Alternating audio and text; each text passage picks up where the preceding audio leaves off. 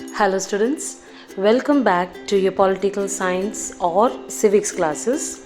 In this chapter, Electoral Politics, we will learn all about the elections of representatives of democracy, the need of elections, the system of elections, etc. So let's begin with the case study of the assembly elections held in Haryana. In a democratic country like ours, where people govern through their representatives, it is necessary to distinguish democratic elections from non-democratic elections. The state of Haryana had been ruled by the Congress party-led government since 1982. Then, in the year 1987, the Haryana Legislative Assembly elections 1987 were held in Indian state of Haryana to elect 90 members of the state's Legislative Assembly. During this time, Chaudhry Devi Lal promotes the struggle for justice or Nyay Yudh and formed a local party called the Lok Dal. His party joined other opposition party against the ruling Congress government. In the election campaign, he promoted his struggle for justice and said if his party won the assembly elections, his government would waive. Waive means to refrain someone or to make free someone from pressing or enforcing the loans of farmers and small businessmen. This attracted the unhappy people and they voted with a great majority in favor of Lok Dal party, and they won 60 out of 90 seats and had a clear majority. The members of the newly elected Legislative Assembly chose Devi Lal as their leader, and he was sworn in as the Chief Minister of Haryana by the state governor. As soon as he took charge as the Chief Minister, he fulfilled his promise and issued orders to waive the outstanding loans of farmers and small businessmen. But in the next elections, held in 1991, his party didn't win the support of the people, and the Congress again formed the government in Haryana.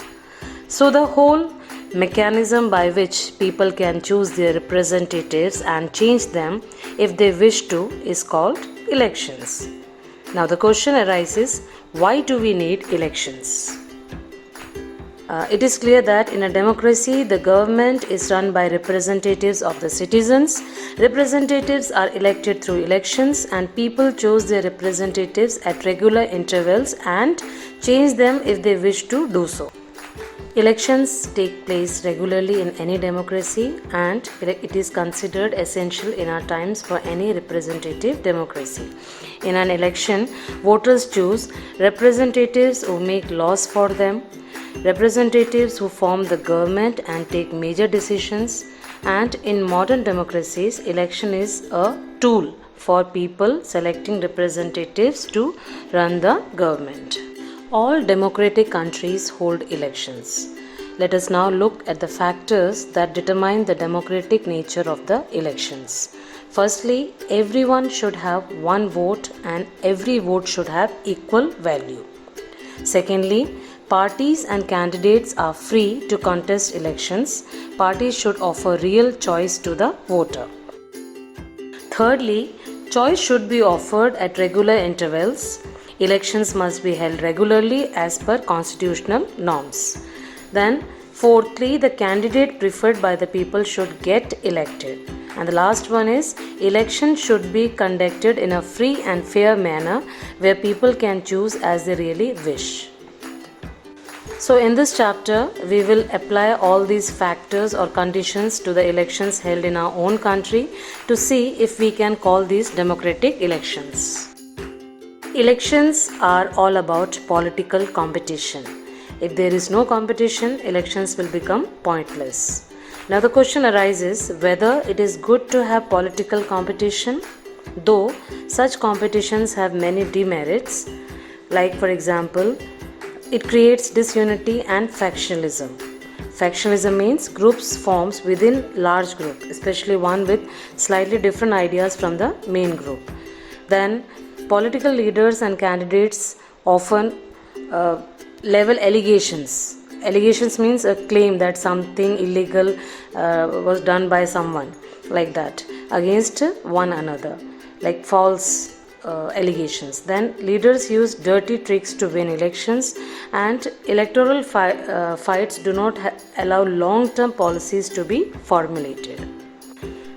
As there are two sides to every story or coin, in the same way there are some merits of electoral competition.